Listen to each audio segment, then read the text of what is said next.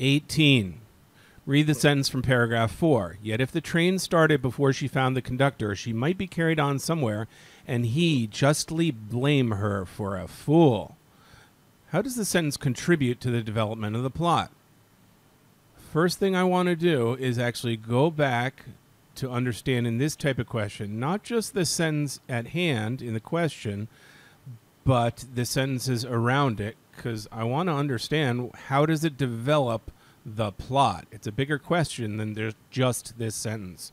I want to read the paragraph around it. I want to know what that paragraph is about, if there's a key transition here. Let's go back.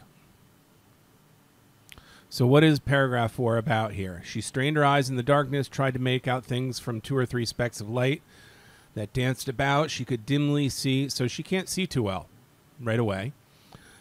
The train was tremendously long. A sudden feeling of isolation took possession of her. She's alone. There's no one there with her or helping her. Perhaps, again, she's questioning. She ought not to go out. Perhaps the train had not pulled into the station yet. So she's really questioning herself again. Yet, contrasting, if the train started, she'd be carried on our sentence in the question. She might somewhere be justly blame her for a fool. Okay, so what are the key ideas? What's going on here? She has just exited the train. She's looking around. She can't see. She's confused. And she's alone. That's the main idea of this paragraph and the development of the idea of the plot. So let's go back to 18. It shows how Margaret's reliance on the guidance of others leads to the external conflict. No, this paragraph, this section is not developing that idea. If you go back to the beginning, she was told by the conductor to get off on the next stop, or that the next stop was hers, and she got off. You might read that into relying on the guidance of others, but that is not paragraph 4. So that is not the correct answer for this question. F, it reveals how Margaret's concern about the opinions of others causes the external conflict she faces. Okay. He justly blame her for a fool. This indicates or suggests that she has some concern about what somebody else might think of her. Maybe. Not very clear.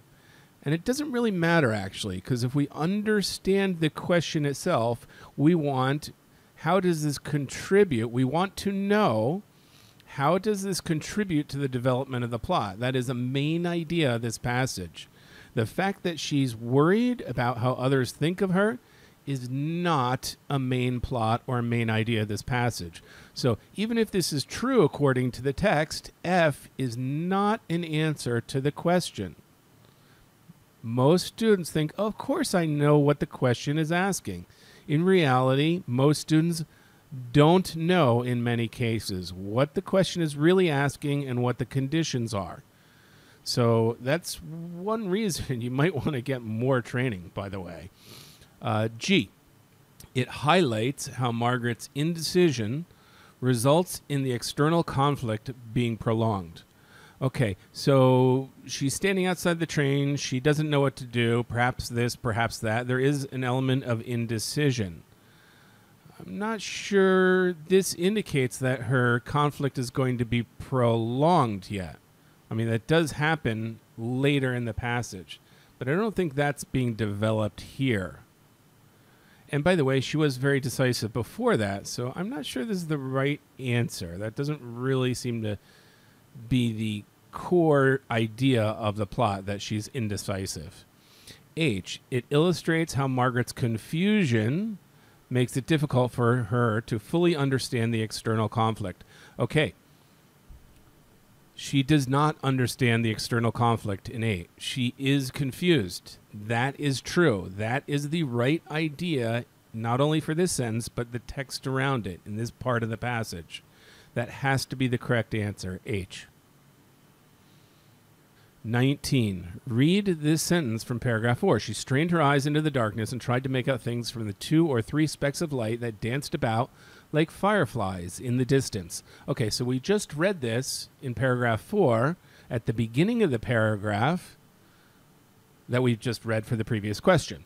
The simile used in the sentence affects the tone of the paragraph by emphasizing A. So we said in the last question, paragraph 4 indicates that Margaret is alone and confused. So what does the simile set up? It's probably going to be consistent with that tone. And it does seem to be the case because she's straining her eyes. She's trying to make things out, but she can't really. They look like something else. Fireflies in the distance. Okay? So is this a feeling of comfort? No, that's positive. This feeling or tone is definitely negative. Is this a sense of lonesomeness as Margaret realized that she's on her own in the wilderness? Yeah, that's a real possibility, right?